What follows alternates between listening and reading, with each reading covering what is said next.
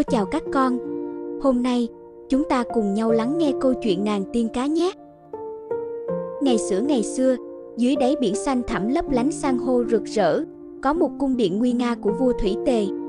Ông có nhiều cô con gái xinh đẹp, nhưng cô út, nàng tiên cá nhỏ, là người dịu dàng và đáng yêu nhất. Nàng có đôi mắt trong veo như mặt nước, mái tóc óng ánh như tơ biển, làn da trắng mịn, chiếc đuôi cá lấp lánh sắc ngọc xanh, và đặc biệt là một giọng hát ngọt ngào khiến cá heo, chim hải âu và cả sóng biển cũng phải lắng nghe.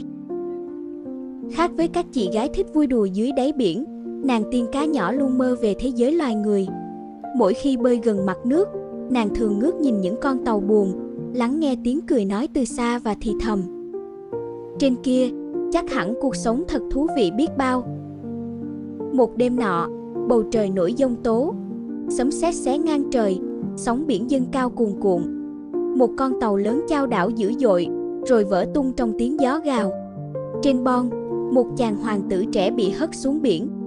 Không chút do dự, nàng tiên cá lao đến, vòng đôi tay nhỏ bé ôm lấy chàng, dùng chiếc đuôi uyển chuyển đưa cả hai vào bờ.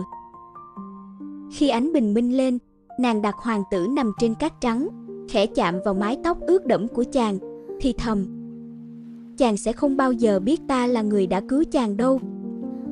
Hoàng tử tỉnh dậy, chỉ kịp thấy bóng nàng tiên cá biến mất vào sóng bạc, để lại trong lòng một cảm giác lạ lùng. Từ đó, nàng tiên cá đem lòng yêu hoàng tử. Nỗi nhớ thương khiến nàng chẳng còn thấy vui dưới đáy biển. Nàng tìm đến mụ phù thủy biển sâu, giọng run run: xin hãy cho ta đôi chân để ta được sống cùng người ấy.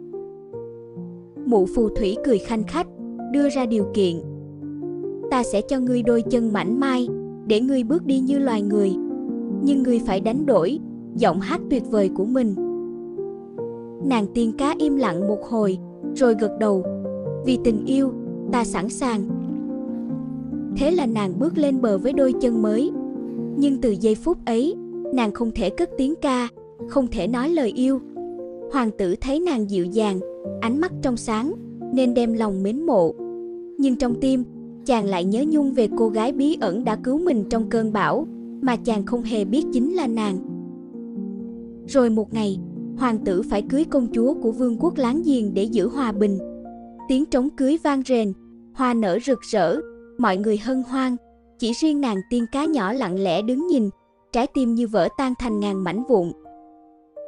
Đêm ấy, nàng bước ra biển, sóng vỗ ì ầm, trăng rọi sáng, nàng mỉm cười buồn bã: ta đã yêu, đã hy sinh, và giờ ta phải rời xa.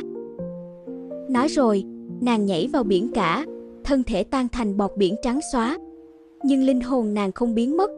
Nó hóa thành một tiên nữ của không trung, trong suốt và nhẹ như gió. Từ trên cao, nàng mỉm cười nhìn xuống, thì thầm: ta sẽ đi khắp nơi, mang yêu thương đến cho loài người.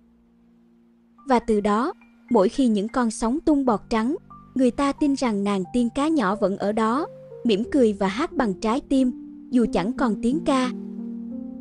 Câu chuyện đến đây là hết rồi. Cô chúc các con chăm ngoan, học giỏi. Hẹn gặp lại các con ở những câu chuyện tiếp theo.